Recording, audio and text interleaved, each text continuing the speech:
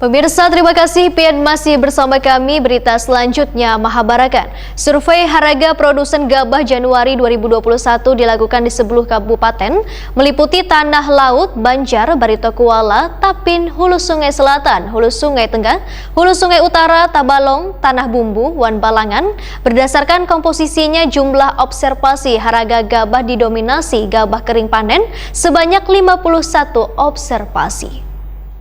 Tinggi gabah ya pada bulan Januari. Survei harga produsen gabah Januari 2021 dilakukan di 10 kabupaten meliputi Tanah Laut, Banjar, Barito Kuala, Tapin, Hulu Sungai Selatan, Hulu Sungai Tengah, Hulu Sungai Utara, Tabalong, Tanah Bumbu, Wan Balangan. Berdasarkan komposisinya, jumlah observasi harga gabah didominasi gabah kering panen sebanyak 51 observasi.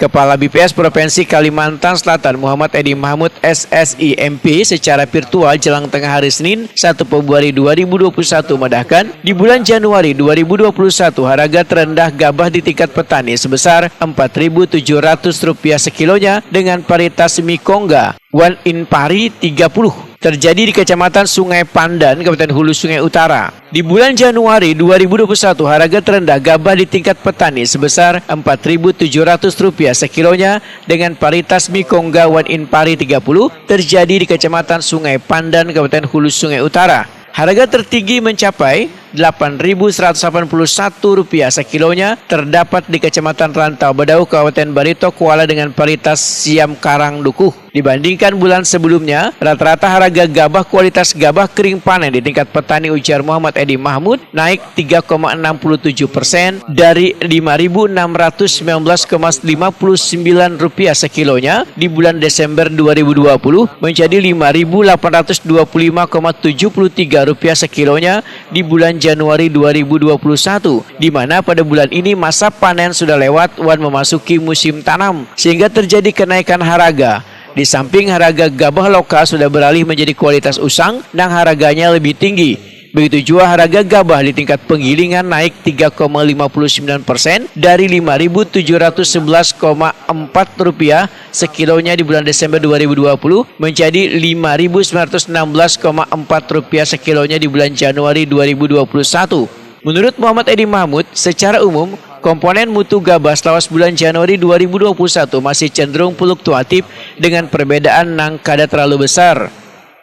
Tinggi gabah ya pada bulan Januari itu kualitas GKP itu terjadi di Kecamatan Rantau Badau ya Kabupaten Barito Kuala. Itu nilainya sebesar 8.181 kg rata-rata ya. Di Rantau Badau itu 8.000-an lebih, 8.100 untuk per kilogram varietas Karang Dukuh. Nah ini paling mahal barangkali di Kalsel pada bulan Januari. Nah sementara untuk yang terendah itu adalah sebesar Rp4.700 per kilogram.